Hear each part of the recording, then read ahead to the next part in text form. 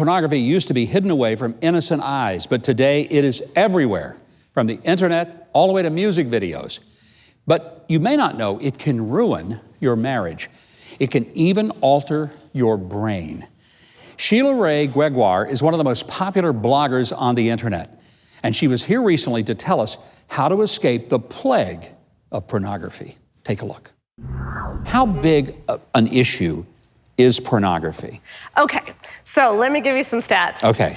20 years ago, if you had surveyed couples, you would have found in about 15% of marriages, the guy had no sex drive.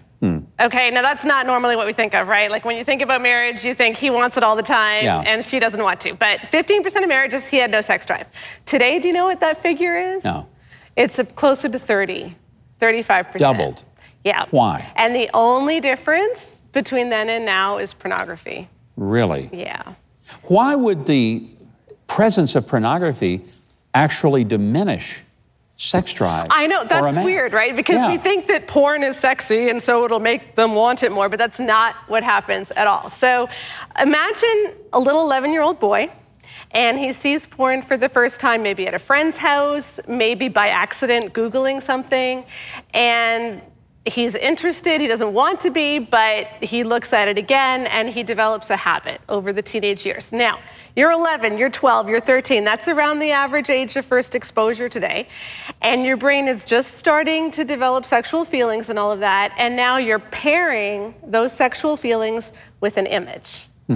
And then you start pairing sexual response with that image, and your brain actually gets rewired so that what's attractive is a picture, a video, a fantasy, rather than a real person. And you get married thinking, well, once I'm married, I won't need the porn anymore, but you've totally wrecked your libido, and you've changed the neural pathways in your brain so that you can't get aroused by your wife. So you've done a biological number on your own body. That's right, and you've made sex into something which is completely about yourself, and it's no longer about a relationship. Wow. And sex is supposed to be intimate, you know, physically, spiritually, emotionally, all those things wrapped up, and instead, sex has become solely about the body.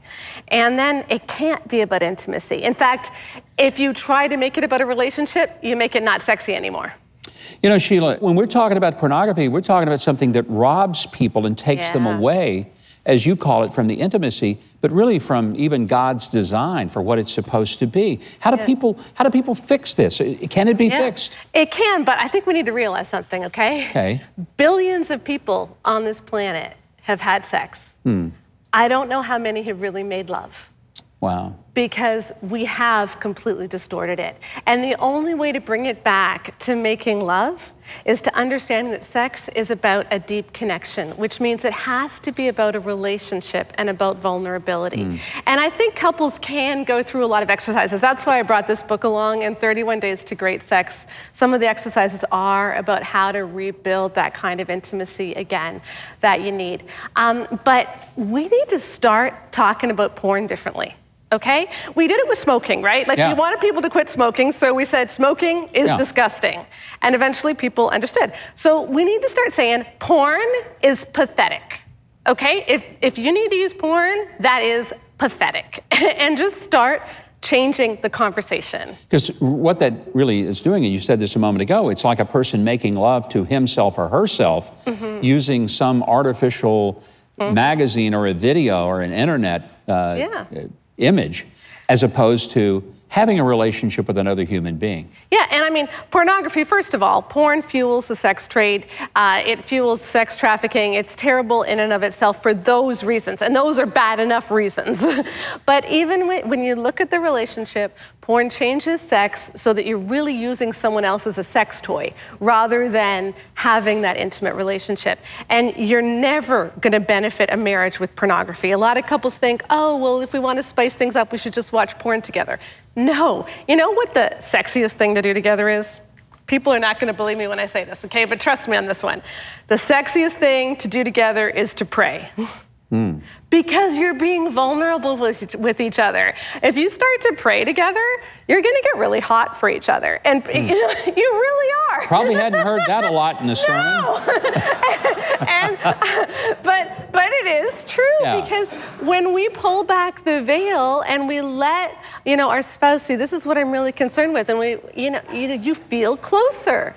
I started to love, honor, and vacuum years ago, and I was mostly talking about parenting and marriage, and then when I started talking about sex, the traffic really picked up, because people do have that one-track mind. But yeah, we need a safe place to talk about this stuff. And so porn is one of the biggest things that keeps coming up. And what we're seeing increasingly now is that it isn't just guys, it's women too. And so if you're a parent at home, get internet controls on your computers. Make every device charge in the kitchen at night so they don't have the computers and phones in their rooms. But let's do something about this, because this is serious. And it's wrecking millennial marriages. Let's not make it wreck Generation Z marriages too. It's why we love having you, because you have an extraordinary level of information, but given with a level of candor that we just don't see that often. And Sheila, you're welcome to come back for your third time, and I hope you do soon. Excellent. My thanks to Sheila Ray Gregoire. So for practical points on how to keep your marriage solid and raise great kids, visit lovehonorandvacuum.com. Also, be sure to check out her speaking dates and all the terrific books, including 31 Days to Great Sex. Watch Huckabee on Saturdays and again on Sundays at 8, 7 Central, only on TBN.